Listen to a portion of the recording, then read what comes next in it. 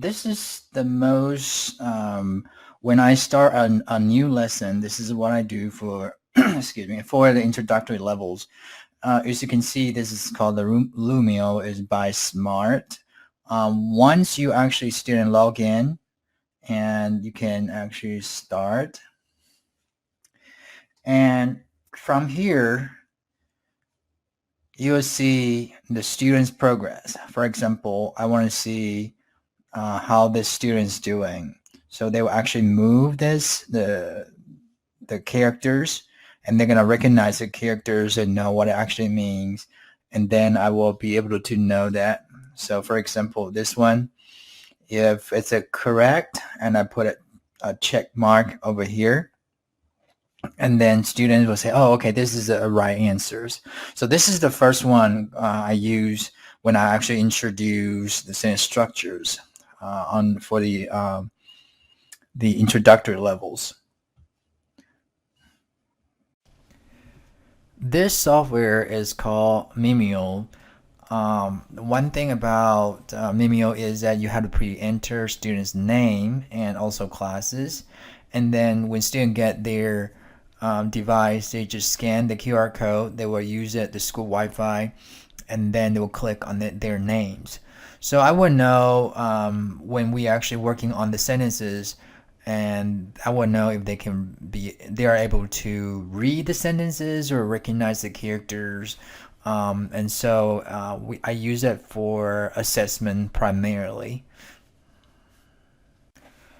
So when we start a new sentence, there'll be something like this.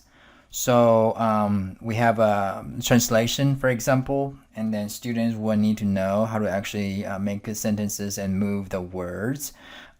So they will need to, move on their device. They have to move it, and just like you can see, we can actually see every student's progress in the real time on the smart board. So actually this one will actually present on the smart board, so I can easily see from the front. I can see see if they have a trouble understanding, where if they know how to actually put the sentence, the words in the right structures, and I can see that from here very easily.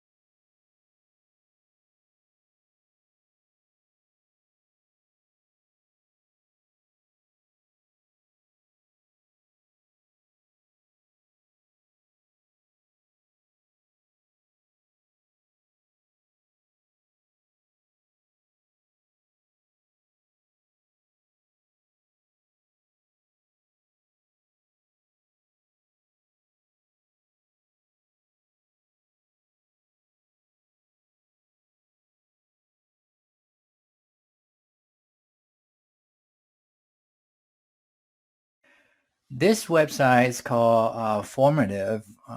Usually I use this online website for more upper level, and also as well as the introductory level students. As you can see, there actually you can embed it for the pictures and videos. For this one, I have students actually in groups, and they can share their answers. Okay, once we actually in here, we can just assign the students, and then we can actually see students' responses in real time. So you can actually view the responses, for example, and students write their sentences over here. And then this is actually, usually I use it for exit ticket, or I want to know if students know what it actually means for my listening skills. And then so I use this website. This website is called the Book Widgets. I mainly use this website to actually for assessment primarily, or to assign them homework. So for example, and I have for each lessons, and I have homework for them, and so they actually have a recording, and they can use it, and they will embed it with your Canvas. So good thing is actually they actually can embed it with the Canvas. The student can click on that, and they will take you to this website. And it's very convenient. And then if you have the preset answers, and they will actually grade it for you. So it's more, to me, it's more user-friendly compared to Canvas. Hi, I'm Dr. Chen.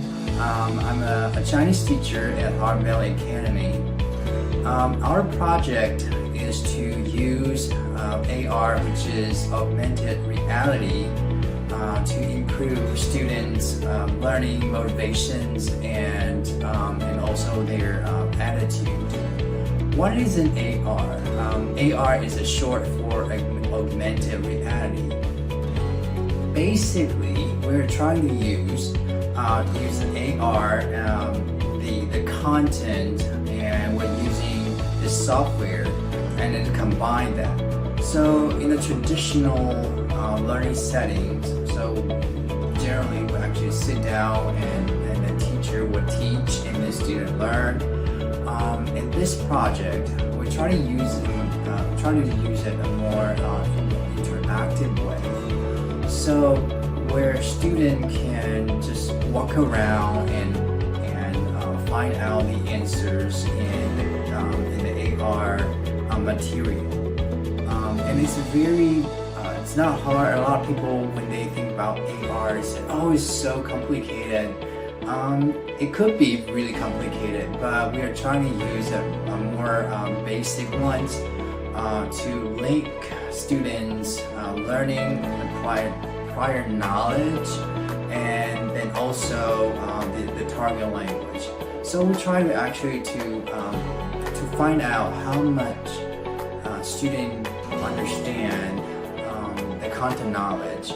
So we try to use a different approaches. One is to use the videos and audios in AR. So students will try to explore the answers and embedded in the AR materials. So a lot of time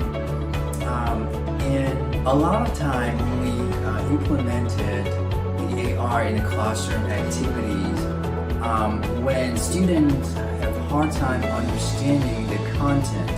So normally, in a normal classroom setting, so students say, oh, okay, and I'm not going to try it. But in the AR, they try to actually expose to this materials again and again, so which actually increase or motivate to actually to learn. So this is actually a really great approach. So from students' perspective too, so it's actually to increase their exposure to the target language. Here are the two students. They want to share what they think about implementing AR in a classroom. 你好，我叫 Polina. So when I first started using AR, I wasn't too sure about it because sometimes I don't like when teachers use new things that they aren't too sure about. But then when we started using it, I realized that it's really fun and interactive, and so it made learning easier because I was able to click on things, and then while I was looking for the answers, I could also listen to how it was supposed to be pronounced, which also helped with pronunciation. 你好，我叫 Kenna.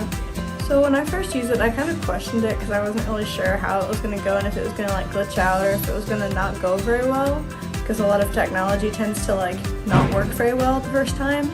But now I think it's really engaging and it helps me pay attention a lot more because it's not just a teacher talking to me and it's really just interactive.